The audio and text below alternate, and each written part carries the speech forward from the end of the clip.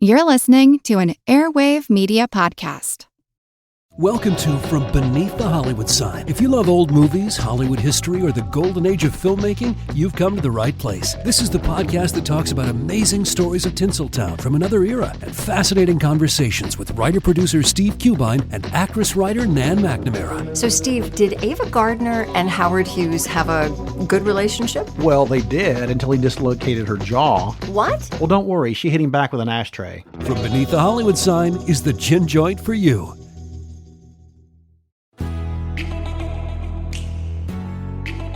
Want more control over your life? You need more control over your money. Hi, I'm Jean Chatzky, and that's why I started the Her Money podcast. From understanding your money personality to taking steps to earn more, spend wisely, invest for tomorrow, and protect it all, I can help you get there. So join me. Subscribe to Her Money with Jean Chatzky wherever you get your podcasts.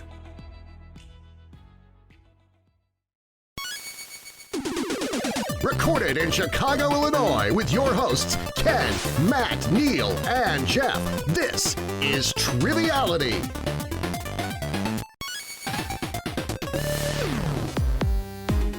Hello and welcome to Triviality, the game where a lack of seriousness meets a little bit of knowledge. As you've probably figured out from the title of this week's episode, we are back with yet another semifinal matchup in this Bloodsport competition. So we're going to be presenting from the heartland of America. Right, Neil? That's right. We're going to be here in the Midwest/North sector of the United States. Some would say where the nicest people are from. And all those people actually live in other states and tell them that they're from the Midwest. But still, I think it counts. But yeah, this is a Midwest/North. I think we're going to have representatives today from Minnesota and Illinois. So we're going to see who's going to reign supreme and move on to the final 8. How are you feeling about today's episode, Jeff? Oh, I'm feeling great. Always good to have some friendly faces back on the recording with us. First and foremost, and certainly never least, Ryan, our awesome host. And we really couldn't do this without you. So why don't you tell the folks about yourself for the, 15th time now, and we'll go from there. Well, I have a special investment in this because I myself am a heartland person, though I come from the plains state of Kansas, and I contend that the Midwest should be divided between the plains states and the Great Lakes states, because the Great Lakes states are all the big brother kind who bully their way into being like, we're the Midwest, but y'all are city folk to us. There are cornfields 3 minutes from my house. I'm surprised they're not in your backyard. I'm in Kansas. I burned pastures when I was 3. I've been to Oz and back, and I work in a wheat field. So I don't. I live in the largest city in the state, and I work in a museum. So it's all the opposite of that. I was going to say, Ryan, something tells me those boots haven't seen much of a hard day's work, but I'm too much of a pretty boy. I was going to say they are still rather fashionable. So correct. But that being said, let's turn it over to our competitors for this week. Returning from the first round, fan favorite, of course, of us and also of the show, Jay Borsom's back. How are you doing today, Jay? I'm hanging in there, Jeff. How the heck are you, my friend? I think we never talk anymore. I know. I became a hermit. And no, not true at all. But no, I think you never talk, you never call. Yeah, if any of us became a hermit, I think it's me. I've been shackled in my basement since March of 2020. Yeah, I definitely get the feeling. Life will never be the same. But fortunately, we still have trivia. So yeah. But anything else new and exciting with you since we last spoke? Nothing I think I'm really at liberty to divulge at the moment. Ooh. Spoiler, tease. But yeah, just keeping on these days, in all honesty. Well, there's a lot to keep on usually in your camp, so always good to have you. And our other competitor coming to us, as Neil said, from Minnesota, which is the other appropriate time to say nice, is Brian Peterson-Delacueva. So how are you doing today, Brian? I'm doing great. Excited to, try to redeem the poor performance from the first round. I think we were part of the first wave of really rough performances. Hey, you made it out, and you're here with us today. So every new game is a new chance, right? So excited to have you. Excited to see how it goes today. Today's game is going to be presented in the streak format, like the rest of these semifinal games. So if you get one correct, you will be awarded 1 point. The second one correct in a row awards you 2 points, so on and so forth. If you miss a question at any time, you will reset your counter to 1 for the next correct answer. So hopefully that'll give us a little bit of differentiation between competitors. We've had some awesome games so far, and I'm not going to delay it anymore. Hand it over to Ryan. Alrighty, folks, let's start this. Question number 1, which I will paste in the chat for your sake, just because I doubt you'll need it, but I'm respectful. Question number 1. Yev Kassem is the real name of a minor but memorable character on a sitcom who is given what nickname because of his strict requirements in his shop? I think I'm good to lock in on this one. Sure, go for it. Brian, you're good to speak aloud if you like. The only thing I could think of would be the soup Nazi from Seinfeld, so that's what I'll lock in with. Sure, and Jay? I'm disappointed that was the only thing you could think of, Brian, because that's the first thing I thought of. I'm pretty confident that Yev Kassem was the real name of the soup Nazi. Soup Nazi is the correct answer for 1 point apiece. Let's go into question 2. Which 1973 film is known for its use of split pea soup as a production substitute for vomit? I am good to go. I'll have to say movies are not my strongest suit, and trying to think what movie from that time period would have had, enough vomiting that it would be known for it. I'll guess Willy Wonka. All right, and Jay? I believe that would be Linda Blair's split pea vomit in The Exorcist. It is The Exorcist. That's correct. That's 2 points for Jay. Maybe the only vomit that it doesn't really hurt to, just swallow it when you're done, because it tastes pretty good, Jeff. It's your favorite soup. I didn't say it was my favorite soup, but I do like split pea soup. So, but I mean, I would argue the same way again. I would argue it's the best vomit, but that's not really a high bar. Goodness gracious. Question 3, y'all. In the tech world, SOUP is an acronym used in regards to safety. It regards computer stuff whose level of safety and clearance isn't known or stated, and also comes from a potentially ambiguous origin. SOUP, in this case, stands for Software of Unknown What. I pasted that in the chat for you all. But again, in the tech world, SOUP is an acronym used in regards to safety. It regards computer stuff whose level of safety and clearance isn't known or stated, and also comes from a potentially ambiguous origin. SOUP, in this case, stands for Software of Unknown What. I've got my guess locked in. Sure. I mean, a P word kind of came to mind, and I know that it works in other contexts. I have no idea if it was adopted into the tech world, but my first thought went to the word provenance, kind of like the provenance of an artwork. But now that I have a chance to think it through, I'm going to take a chance to think it through, because it could be, personage, but probably not. Platform doesn't make a lot of sense here. Soup of unusual size. No, I'm thinking of something different. Software of unknown. I think I'm going to stick with first guess, best guess, and say provenance. Sure. I had the same guess. There are 2 acceptable answers here. It kind of just depends on which you prefer. Those words are either pedigree or provenance. All right. Where were these questions in the first round, Ryan? I was like, I have to write another set of questions, and I wanted to write about soup, so I wrote about soup. I was going to say, Jeff said it was a great stream of consciousness, and I said it's either that or he's just very hungry. I'm still full, but by the end of this, I'll be there. Hey, let's go to question number 4. Minestra maritata is a soup made of broth, greens, meat, and occasionally a little pasta. What do we call this soup in English? The English name is a mistranslation of what maritata means in context? A guess just came to me like a bolt out of the blue, so I'm going to lock in. Looking at it, I was thinking, minestrone, but that doesn't usually meat. But I'm guessing with the maritata would be something related that's very similar to like marido, or in Spanish, my guess is it's the Italian wedding soup. And Jay? Again, I'm a little annoyed that Brian has given an answer that I felt came to me out of nowhere. Italian wedding soup seemed good to me. I DJ weddings, and there are soups that I like, and wedding soup is very hit or miss. It really depends on how it's made. I know it can be varietal in its formulation, and it looks like marriage and maritata might be misconstrued for each other etymologically, so that's where I'm at. Yeah, it's because the flavors are all married together. Italian wedding soup is correct. Let's go to question number 5, folks. Soup is good food was an advertising slogan used by Campbell's, but it was later used as the title of a song off the 1985 album Frankenchrist by which San Francisco-based punk band?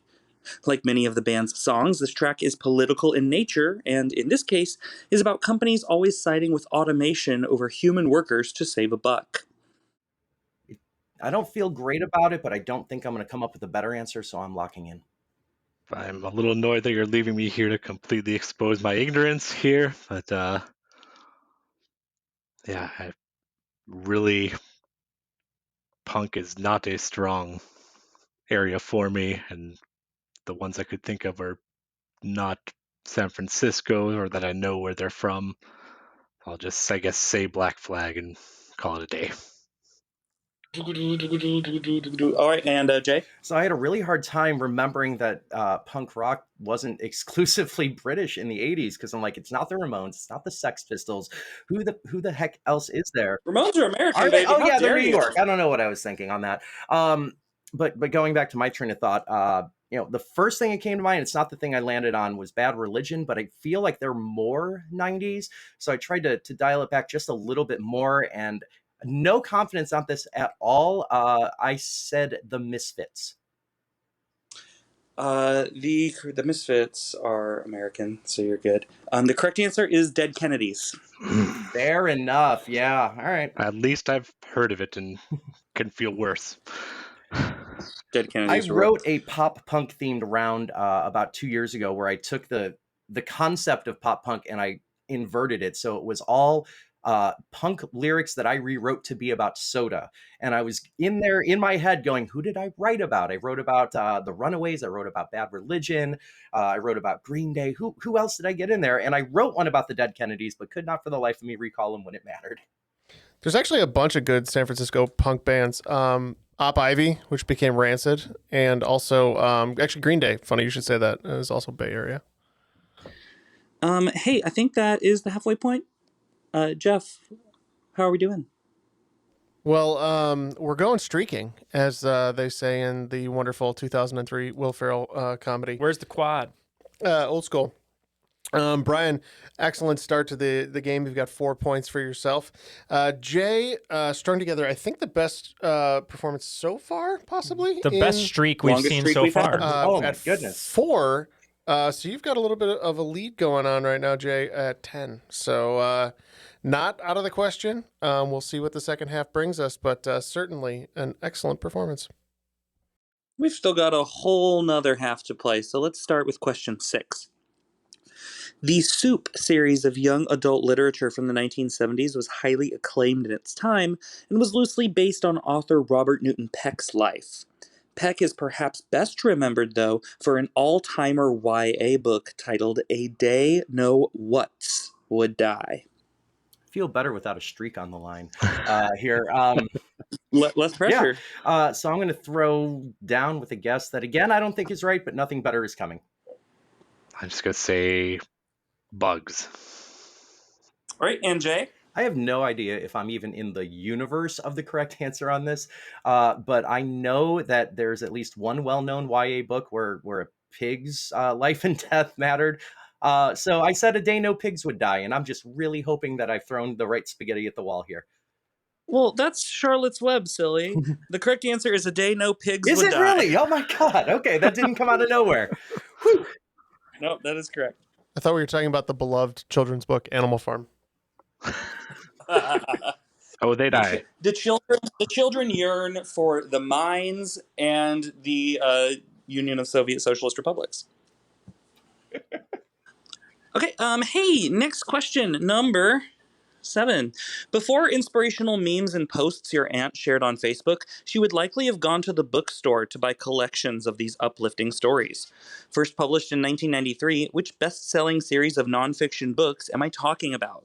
Many, many specific versions have been released over the years for demographics such as teens, Christians, adopted children, dog lovers, and NASCAR fans, among others. Yeah, I'm very much locked in here. Yeah, I think I was waiting for this to come up in the once you got the themes. This would be the All right, Jay, what'd you have? Yeah, I'm pretty sure this is Chicken Soup for the Soul. Chicken Soup for the Soul. It is absolutely Chicken Soup for the Soul. Do you know if they've made one for trivia fans? No, that is an untapped market, and I know an author who we should contact about that is in the room right now. Jeff, I was alluding to secret upcoming projects. How did you... I'm sorry. I didn't mean to call you out on that one. Jay wants to do kind of what Kramer did on Seinfeld. So Kramer made a coffee table book that is also coffee table. Jay wants to make Chicken Soup for the Soul for trivia, but it also comes with trivia soup. book. Oh, yeah.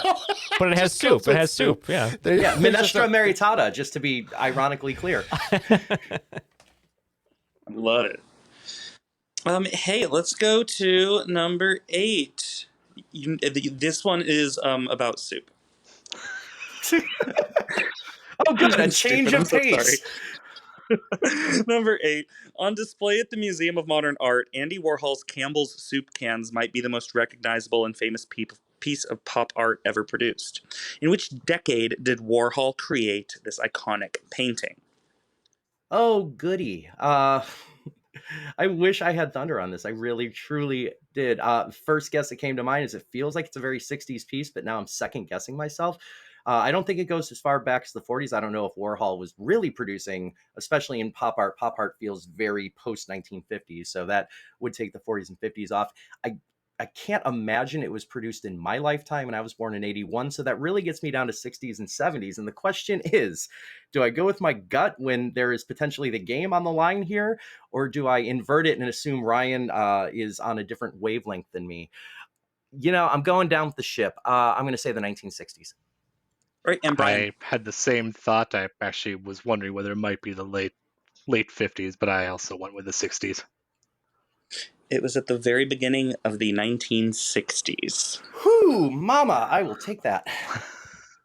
If any of you would have just said 60s by itself, I would have done my favorite pedantic thing and been like, oh, like year 60 BC or year 60 AD. Excellent. No, that's the wrong decade. And then giving you the points because I'm not. Yeah, Ryan, I was just wondering why we haven't hung out in person. And then I immediately stopped wondering. There's like a 10-hour car ride between us. I've done more for less. All right. Hey, question number 9. A slightly dated American expression meaning from beginning to end is from soup to what? This is indicative of a full course meal, and these are typically served after dinner but before dessert. Yeah, I think I've got this one.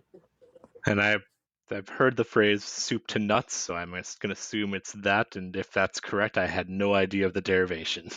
So Can I just copy paste what Brian just said? Because that's exactly where I was. I'm like, soup to nuts is a thing. I didn't know it was this thing. I didn't know that this is the origin of that thing, but I can't think of anything else it is. So soup to nuts. Yeah, it's not those ones, but it's these ones. Nuts is correct. Okay, final question, friends. I can picture the guy right now. American hero. Question 10. Which word precedes soup in the term scientists use to refer to the hypothetical set of conditions on Earth around 4 billion years ago? I'm going to go out on a high note here. Locked in. Ooh. And I'm Thunder. pretty sure this is the primordial soup. Yeah, absolutely. Primordial soup here.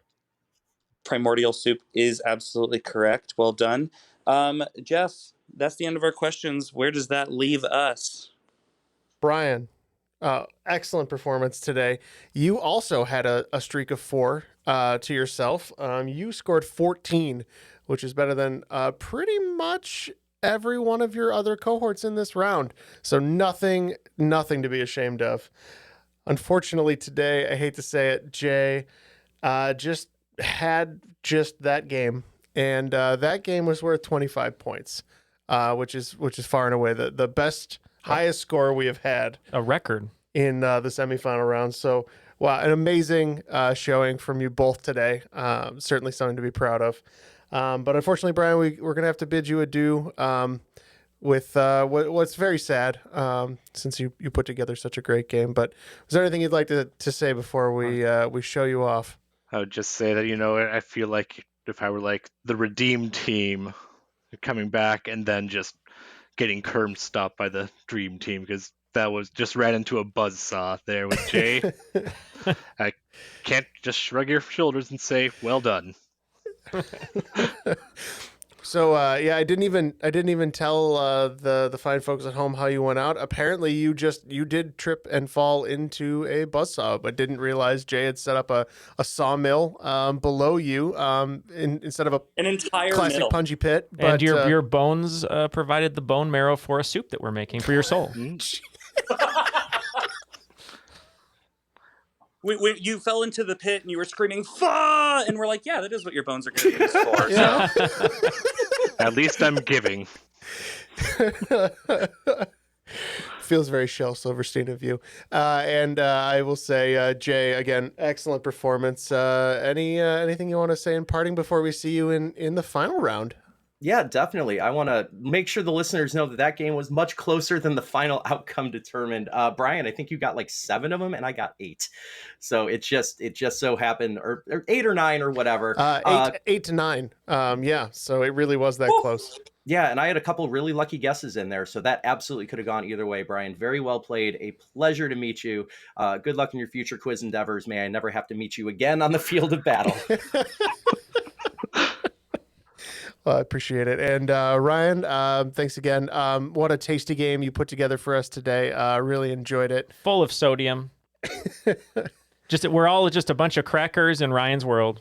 Well, thank you very much to Brian and Jay, and Ryan, of course, for your questions. We will see you next week for our final in the New Zealand-Australia Sector 2 to find out who the final 8 are going to be in the official Bloodsport of the future, of the past, of the present, the Bloodsport you've been waiting for, our 8-episode tournament. Also known as Season 3. Season 3.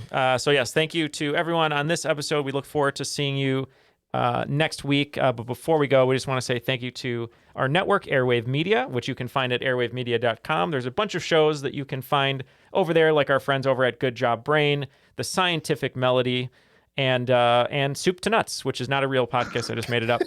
But you can also check out This Week in Travel. But if you're keen on starting Soup to Nuts, we wish you the best of luck. And we will see you next week on another episode of Triviality, Bloodsport. Actually, Neil, that gives me a good idea.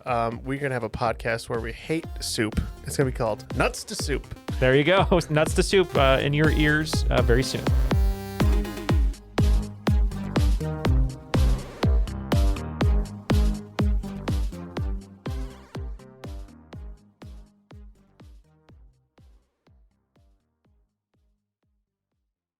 Monsters are as old as humanity itself.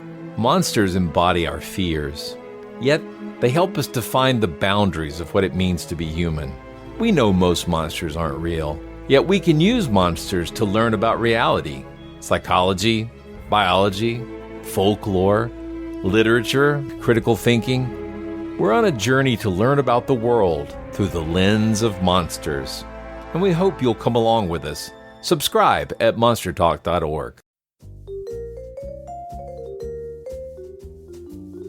Do you love history but hate when it's stuffy and boring? Well, look no further and join me, Katie Charlwood, your friendly neighbourhood social scientist and reader of books, as I delve into unsolved historical mysteries, murders by gaslight, and of course, women who have been misrepresented through all time. On Who Did What Now, the history podcast that's not your history class. Listen wherever you get your podcasts.